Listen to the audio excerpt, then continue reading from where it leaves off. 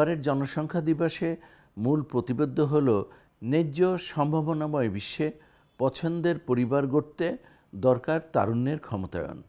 এই বিষয়টি বাংলাদেশের সাথে অত্যন্ত আমি বলবো যে বাংলাদেশের যে বর্তমান প্রেক্ষাপট সেই প্রেক্ষাপটের সাথে সঙ্গতিপূর্ণ।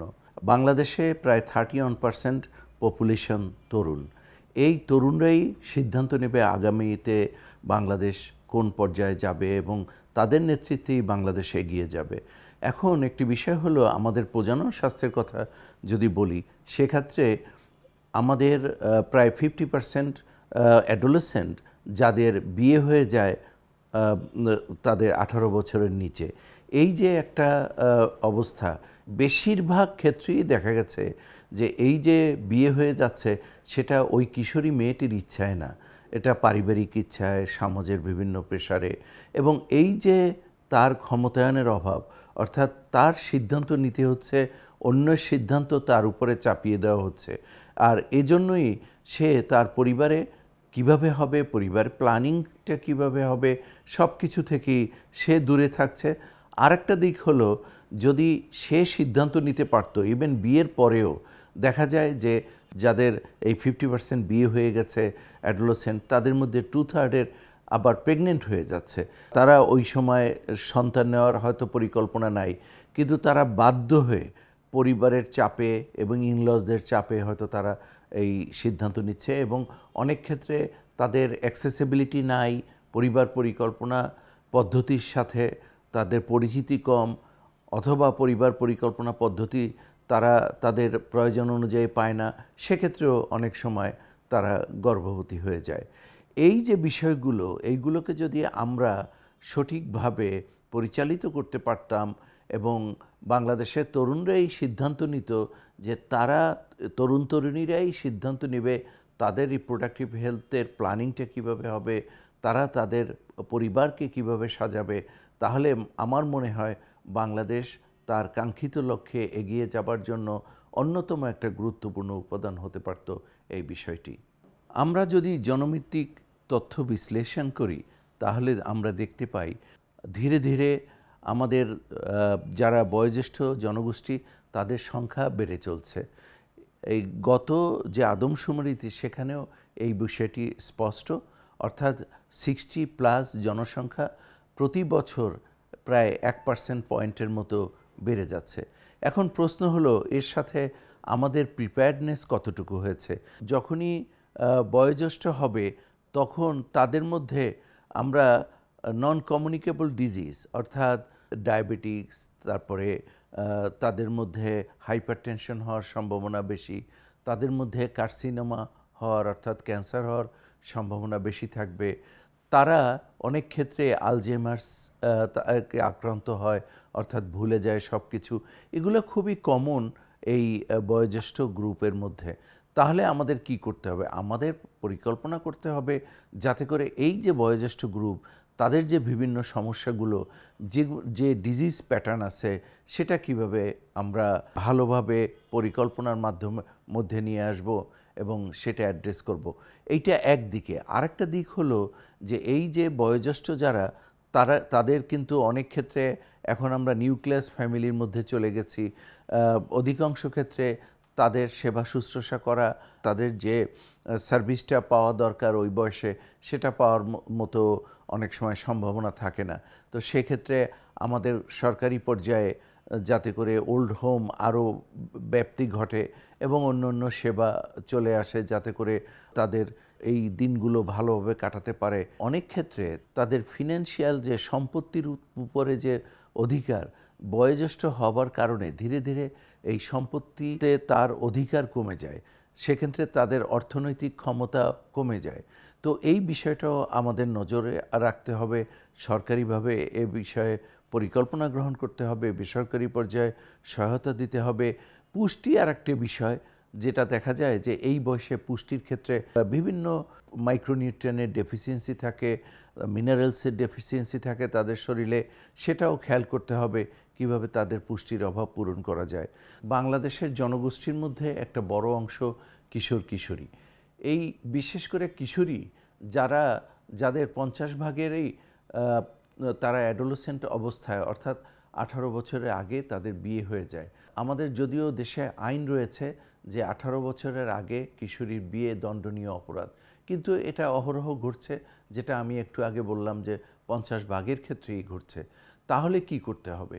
প্রথমত ব্যাপক সচেতনতা ক্রিয়েট করতে হবে, মানুষ যাতে সচেতন হয় এবং এই পরিবারের সদস্যরা সচেতন হয়, সমাজের নেতৃস্থানীয় লোকেরা সচেতন হয়, যাতে করে এই বাল্যবিয়ে তারা প্রতিরোধ করে এবং বাল্যবিয়ের বিরুদ্ধে জনমত গড়ে তোলে। এইটা একটা দিক। আরেকটা হলো, যদি বিয়েই হয়ে যায়, পরিসংখ্যান বলে 2/3 মতো যাদের বিয়ে হয়ে গেছে তারা প্রেগনেন্ট হয়। এখন এই গর্ভবতী মা, তার মধ্যে বিভিন্ন মাইক্রোনিউট্রিয়েন্টের ডেফিসিয়েন্সি আছে, যেটা অত্যন্ত বেশি, এবং এই অ্যাডোলেসেন্ট অবস্থায় আরও বেশি ডেফিসিয়েন্সি থাকে মাইক্রোনিউট্রিয়েন্টের। সেজন্য আমরা বলি যে যারা কিশোরী তারা যদি গর্ভবতী হয়, তাহলে অবশ্যই মাল্টিপল মাইক্রোনিউট্রিয়েন্ট সাপ্লিমেন্ট যেটা রয়েছে, সেইটা মাল্টিপল মাইক্রোনিউট্রিয়েন্ট সাপ্লিমেন্ট 15 ইনগ্রিডিয়েন্টস রয়েছে, বিভিন্ন ইনগ্রিডিয়েন্টস, কেননা iron and folic acid is not the solution. সেটা শুধু একটা দিক দেখে, কিন্তু সার্বিকভাবে দেখতে গেলে সেটা ওই মাল্টিপল মাইক্রোনিউট্রিয়েন্ট সাপ্লিমেন্ট তার নিয়মিত খেতে হবে ওই প্রেগনেন্ট মাদের। এবং প্রেগনেন্ট মাদের আরেকটা বিষয় খেতে হবে, সেটা হলো ক্যালসিয়াম।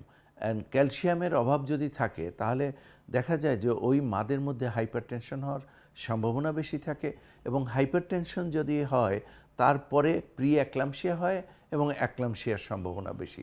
তো এই বিষয়টাকে আমাদের গুরুত্ব দিতে হবে, যাতে করে প্রতিটি মা সুস্থ থাকে এবং তার সন্তানও সুস্থ থাকে।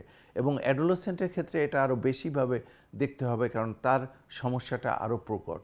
তো এইভাবে আমাদের দেখতে হবে। আরেকটা বিষয়, অ্যাডোলেসেন্টের হেলথ অ্যান্ড হাইজিন একটা ইম্পর্টেন্ট বিষয়। সেটার জন্য তাদের যে স্যানিটারি ন্যাপকিন, বাংলাদেশে এখনও দেখা যায় 40% অ্যাডোলেসেন্ট স্যানিটারি ন্যাপকিন ইউজ করে না। এই জন্য এই অ্যাডোলেসেন্টদের স্যানিটারি ন্যাপকিন যাতে করে ইউজ করে, সেই ব্যবস্থাটা করতে হবে। সবার মধ্যে এই অ্যাওয়ারনেস ক্রিয়েট করতে হবে, যাতে করে তারা এবং অ্যাক্সেসেবল করতে হবে, যাতে করে অতি সহজে তাদের মিনিস্ট্রেশন ম্যানেজমেন্টের জন্য তারা হাতের কাছে স্যানিটারি ন্যাপকিন পায়, এবং এই ব্যাপারে সার্বিকভাবে পরিবারের তার প্রতি সহযোগিতা থাকে। এবং আরেকটি বিষয় হলো তাদের ধারণা, এই যে শারীরিক পরিবর্তন, এবং এর ফলে এটা ছেলেদের ক্ষেত্রেও মেয়েদের ক্ষেত্রেও তাদের যে পরিবার কখন গঠন করতে হবে সেদিকে আলোচনা করতে হবে। আমরা বলি 18, 20, 35 দিন, অর্থাৎ 18 বছরের আগে বিয়ে না, 20 বছরের আগে সন্তান না, 2 সন্তানের মধ্যে ব্যবধান 3 বছর থাকবে, এবং 35 বছরের পরেও সন্তান না। এই বিষয়টার মাধ্যমে আমাদের অ্যাডোলেসেন্ট মেয়েদের এবং অ্যাডোলেসেন্ট ছেলেদের ধারণা দিতে হবে। এসএমসি সারা দেশব্যাপী কিশোর কিশোরীদের, বিশেষ করে কিশোরীদের স্বাস্থ্য, পুষ্টি এবং তাদের মিনিস্ট্রেশন ম্যানেজমেন্ট কিভাবে করা যায়, কিভাবে তারা সুস্থ থাকে, সে ব্যাপারে ব্যাপক কর্মসূচি কিন্তু আমাদের রয়েছে। আমরা প্রায় 130টা উপজেলায় আমরা স্কুল হেলথ এডুকেশন আছে। এই স্কুল হেলথ এডুকেশনের মধ্যে আমরা কিশোরীদের যে পরিবর্তন হয়, শারীরিক পরিবর্তন হয়, মানসিক পরিবর্তন হয়, এবং এটা খুবই স্বাভাবিক, এই বিষয়গুলোকে আমরা ধারণা দেই, এবং এই বিষয়গুলোকে তাদেরকে কিন্তু আমরা এই ব্যাপারে সচেতনতা বৃদ্ধির জন্য কাজ করি। আরেকটি বিষয় হলো, এই যে কিশোরীরা তাদের যে বিয়ে হয়ে যায়, বিয়ের পরে তারা যদি তাদের প্রেগন্যান্সি ডিলে করতে চায়, তাহলে যে কন্ট্রাসেপটিভ দরকার, সেটা অনেকটা ডোর স্টেপ পর্যায়ে আমরা নিয়ে এসেছি। আমাদের ফার্মেসিতে রয়েছে, আমাদের যে গোল্ড স্টার কার্যক্রমে কমিউনিটি লেভেলে যারা এন্টারপ্রেনিয়ার আছে তাদের কাছে রয়েছে, অর্থাৎ খুব সহজলভ্যভাবে পরিবার পরিকল্পনা পদ্ধতিগুলো তাদের কাছে পৌঁছে দেয়, যাতে করে তারা তাদের প্রেগন্যান্সি ডিলে করতে পারে। তাদের মিনিস্ট্রেশন এবং ম্যানেজমেন্টের জন্য আমাদের যে স্যানিটারি ন্যাপকিন রয়েছে জয়া, এবং আমাদের স্যানিটারি ন্যাপকিন খুবই সুলভ মূল্যে আমরা সারা দেশে ব্যাপকভাবে আমরা ছড়িয়ে দিয়েছি। বিশ্ব জনসংখ্যা দিবসে তরুণ তরুণীদের কাছে আমার অনুরোধ, 18 বছরের আগে কোনো বিয়ে হবে না কোনো কিশোরীর, এবং 20 বছরের আগে তারা সন্তান নেবে না। এই বিষয়টিকে তারা মনোযোগের সাথে স্মরণ রাখবে সবসময় এবং সেভাবে চলবে। এবং আরেকটা কথা, সেটা হলো এই তরুণ তরুণীরা মাদক আসক্তি থেকে দূরে থাকবে, ধূমপান থেকে দূরে থাকবে এবং তাদের স্বাস্থ্যের দিকে নজর রাখবে। একজন শিল্পী হিসেবে আমি বলতে পারি, নিয়ন্ত্রিত এবং সুপরিকল্পিত জনসংখ্যা একটি দেশের উন্নয়নের জন্য পূর্ব শর্ত। সম্পদ ও সক্ষমতা অনুযায়ী জনসংখ্যা হওয়া দরকার বা হতে হবে। যে দেশের প্রায় অর্ধেক নারী ও কিশোরী, সে দেশের নারী ও কিশোরীদের স্বাস্থ্য সেবা ও তার সুরক্ষার দিকে আমাদের নজর দিতেই হবে। আজকের কিশোরী আগামী দিনের মা। সেই কিশোরী যাতে পরিণত বয়স পর্যন্ত সুস্থভাবে এগিয়ে যেতে পারে, সেই জন্য তার প্রজনন স্বাস্থ্য ব্যাপারে আমাদের অনেক বেশি খেয়াল করতে হবে এবং তাকে সুস্থভাবে এগিয়ে নিয়ে যেতে যত্নশীল হতে আমাদেরকে কাজ করতে হবে।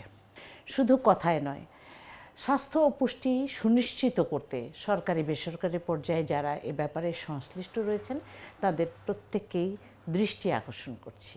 বাল্যবিবাহ একটি বড় সামাজিক সমস্যা।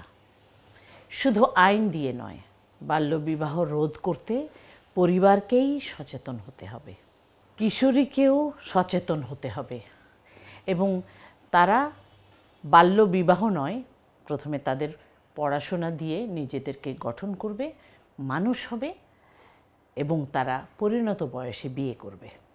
বাল্যবিবাহ একটি সামাজিক বড় সমস্যা। বাল্যবিবাহ কোনো সমাধান নয়, আইন দিয়ে একে প্রতিরোধ করা যায় না। বরঞ্চ আমি মনে করি বাল্যবিবাহ রোধ করতে একটি পরিবারকে সচেতন হতে হবে, সবচেয়ে প্রথমে এগিয়ে আসতে হবে পরিবারকে, তারপরে কিশোরীকেও সচেতন হতে হবে যাতে কিশোরী নিজের ব্যাপারে খেয়াল করে এবং সে পড়াশোনা করে নিজেকে তৈরি করে মানুষ হয়, তবেই পরিণত বয়সে তার বিয়ে শাদী হয়। এই ব্যাপারে খেয়াল রাখতে হবে। সম্ভাবনাময় বিশ্বে একটি সুন্দর পরিবার গড়তে তারুণ্যের ক্ষমতায়ন প্রয়োজন।